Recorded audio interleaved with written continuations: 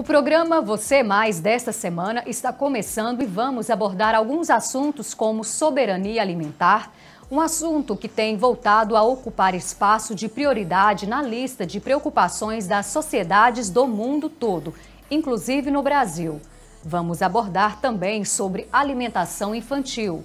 Crianças que são incentivadas desde pequenas a ter escolhas mais saudáveis na alimentação diária apresentam mais facilidade em manter esse hábito por toda a vida, refletindo na saúde ao longo dos anos. Esse assunto é daqui a pouco.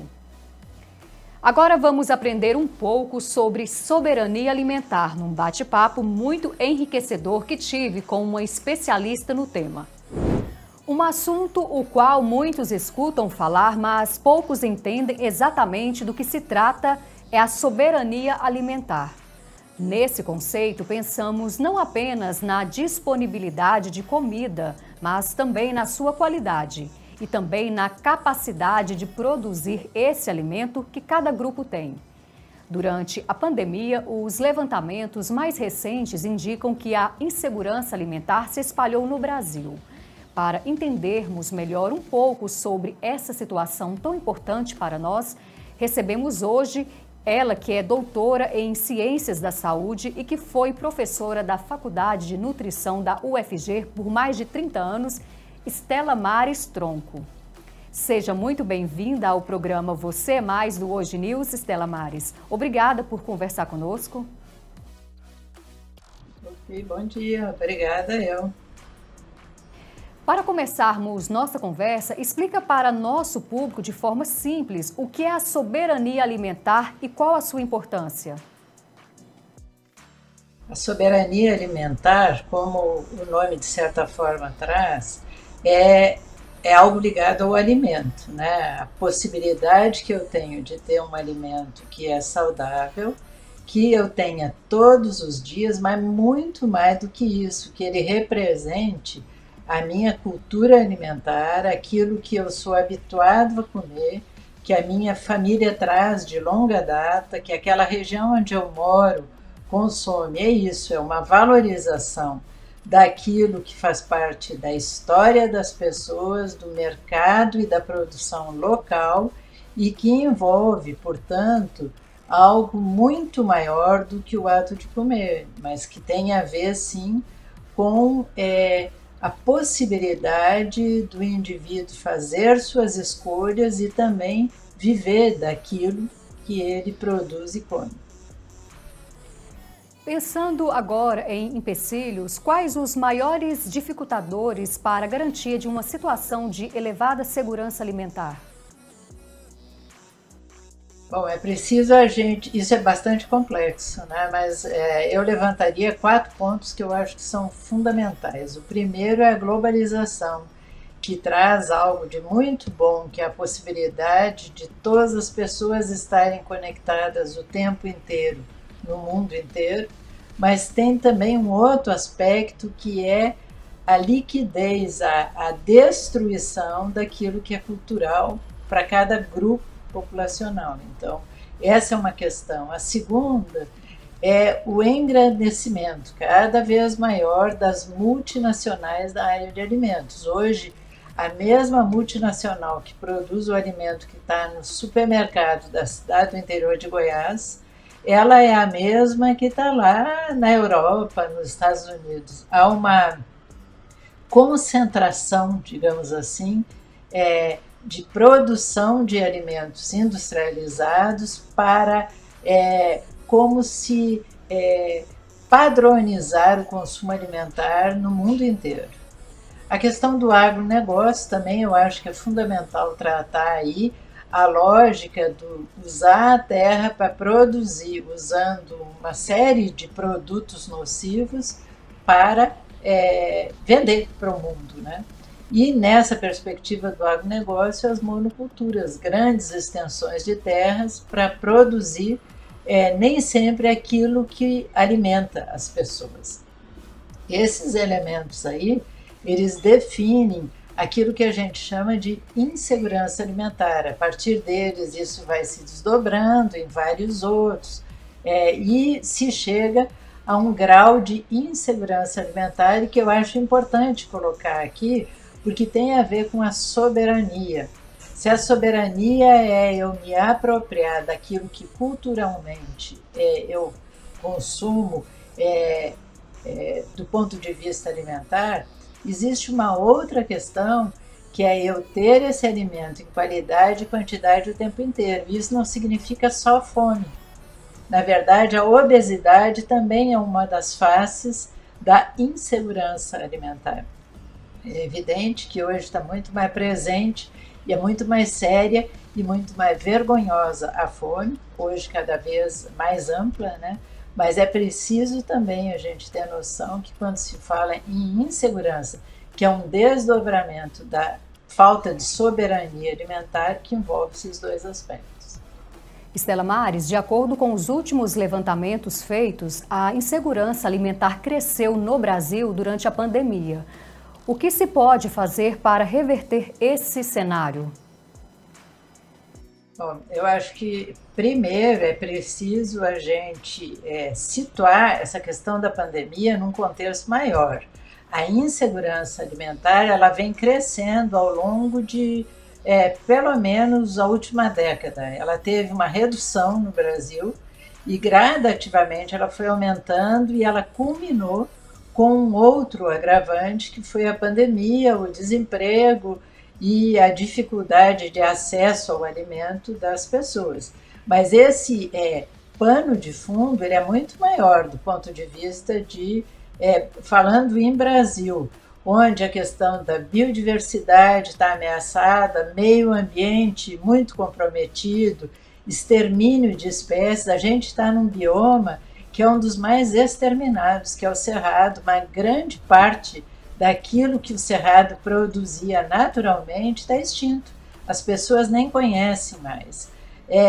Os sistemas de produção eles estão se esgotando por conta de agrotóxicos, cada vez isso é mais presente.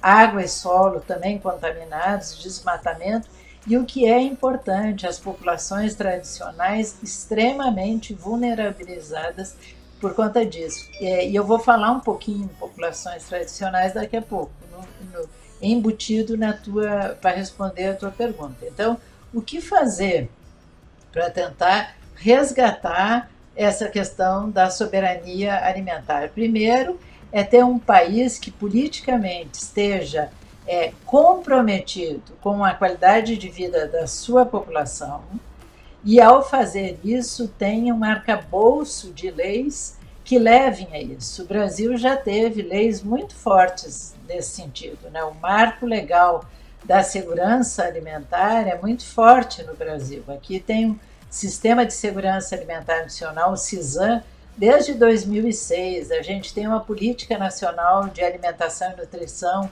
uma Política Nacional de Segurança Alimentar e Nutricional, só para citar algumas, o Programa Nacional de Alimentação Escolar, que é mais conhecido das pessoas, e mais uma série de outros. Só que essas políticas estão absolutamente enfraquecidas e invisibilizadas. E isso aí precisaria ser fortalecido nessa perspectiva do que tu me pergunta, né? Redes de colaboração. Veja bem, se há governos fortes, vontade política, população articulada, população que é ouvida, é possível, né, que todos esses entes se unam para cuidar, garantir terra de qualidade, solo, água, comercialização de produtos, encaminhamento para programas sociais que têm necessidade de apoio desse tipo de parceria. Exemplos disso, muito fortes, é o Mesa Brasil, um programa, né, do Sistema S, do SESC, e as feiras orgânicas, as feiras de agricultores familiares. Isso são exemplos de redes de colaboração que deveriam ser fortalecidas. Tem várias outras, né? A agroecologia, quer dizer, valorizar aquilo que é aquele alimento que é produzido sem veneno. Agrotóxico não é defensivo. tem que usar o nome certo. Agrotóxico é veneno. E o que está acontecendo é que pessoas, água e meio ambiente estão sendo envenenadas pelo excesso, né, de veneno que se usa na produção de alimentos, principalmente do agronegócio no Brasil. E isso está sendo devastador do ponto de vista de insegurança alimentar e do ponto de vista de falta de soberania, né? Incentivo à agricultura familiar. Quem produz no Brasil para o que se come é o agricultor familiar, aquele que é pequeno, aquele que produz em pequenas extensões. O grande latifundiário ele produz para exportação. A agricultura familiar ela precisa voltar a ser privilegiada.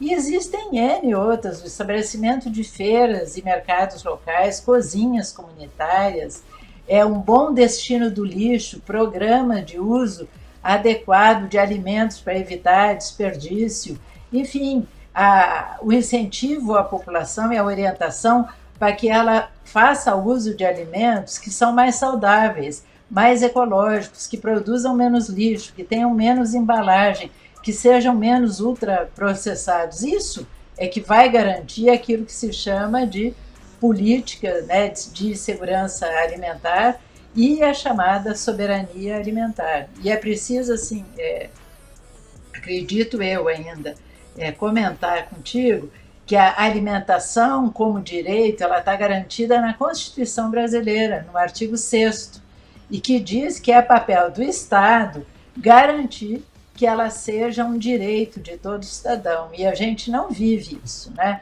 Existem hoje cidadãos e um cidadão de segunda categoria, onde estão principalmente aquelas comunidades pobres e as chamadas comunidades tradicionais.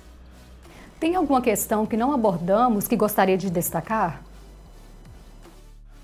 Eu acredito assim, que o mais importante é a gente lembrar, reforçar e cobrar que as políticas precisam ser implementadas, não é preciso criar política nova. É simplesmente executar aquilo que está aí com relação ao ambiente, à produção de alimentos, à comercialização, a programas sociais. Segunda coisa, lembrar que se a Constituição garante, é preciso que isso seja respeitado pelos poderes que temos e que têm o dever de defender essa população e que isso não está acontecendo. E terceiro lugar, eu acho que vale a pena destacar que a soberania alimentar ela só vai ser garantida quando houver um cuidado de todos com estilo de vida sustentável, onde todos esses elementos estão contidos e onde todos são responsáveis. Não é nem só o governo, nem entidade da sociedade civil e nem só os pobres. Soberania alimentar e segurança alimentar nacional são produto de uma união de todos. Professora Estela Mares, muito obrigada por compartilhar conosco um pouco de seu conhecimento. Eu é que agradeço, estou sempre à disposição. Seguimos juntos na luta por um país onde a qualidade e a quantidade da comida em nossas mesas estejam sempre garantidas. Agora vamos para outro assunto. Você sabia que a obesidade infantil atinge cerca de 3,1 milhões de crianças com menos de 10 anos? A Vitória trouxe um bate-papo com uma mãe para poder falar sobre a importância da alimentação na infância. Vamos conferir? É na primeira infância que o hábito alimentar se forma. Sabores, preferências, atitudes alimentares já são guardados. Se logo na infância a criança for exposta a uma alimentação diversificada, terá como base as boas escolhas. Portanto, isso não é garantia de que ao chegar à vida adulta, essa pessoa continue fazendo boas escolhas. O hábito alimentar sofre as consequências de mudanças do estilo de vida. Pensando nisso, trouxemos a Morgana do Vale, que é tatuadora, queijeira vegana e mãe de um filho de 2 anos, para poder falar conosco sobre. Seja muito bem-vinda ao programa Você é Mais do Hoje News, Morgana. Obrigada. Para podermos começar, conta pra gente como foi a sua alimentação na infância. Bom, eu comia muito arroz e feijão, carne, ovo, queijo. A sorte que eu tive é que não tinha muito refrigerante, ultraprocessado, bolacha, salgadinho. E isso foi muito bom, isso me deixou viciada, né? Esses ultraprocessados. Só que não tinha muitos vegetais na alimentação. Morgana, você tem um filho de 2 anos. Como é cuidar da alimentação agora e como você foi inserindo determinados alimentos na rotina dele? Ele come o que a gente come. Então, para ele comer vegetais, ter uma alimentação orgânica, tem que comer carne, nós somos veganos, a gente tem que ser também, né? Ele é um reflexo de tudo que a gente come.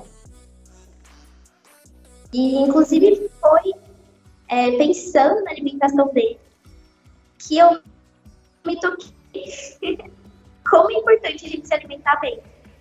E foi aí que eu parei de comer alimento de origem animal, foi muito bom. E é muito bom criar ele assim, com essa mentalidade. E os bichos não devem estar no nosso prato. Nosso prato tem que ser rico em verduras, alimentos naturais, in natura, sem sofrimento. Como é uma rotina de alimentação saudável para você? Bom, é muito bom cozinhar. Acho que para se alimentar bem, a gente tem que fazer nossa comida, pelo menos a maior parte dela. Evitar qualquer pacote. O que tem dentro de pacote não é alimentação viva, não é alimentação fresca.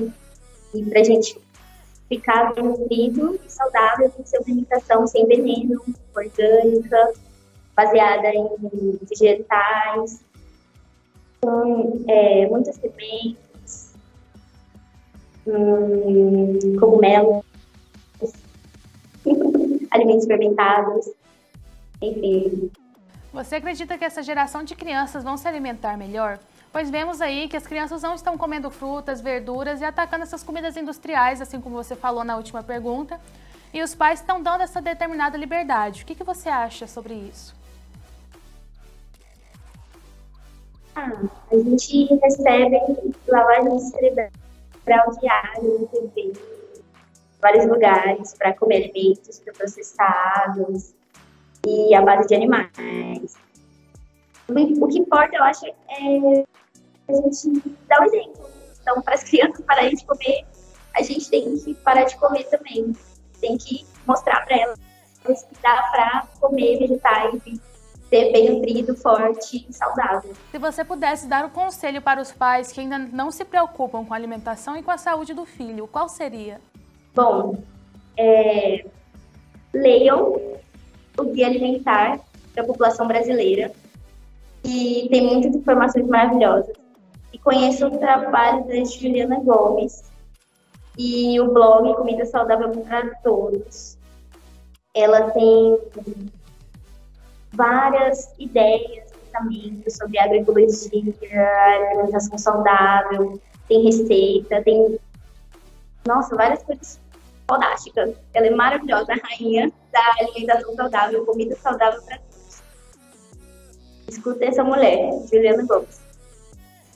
Morgana, muito obrigada pela sua participação no nosso programa. Conte sempre com a nossa equipe.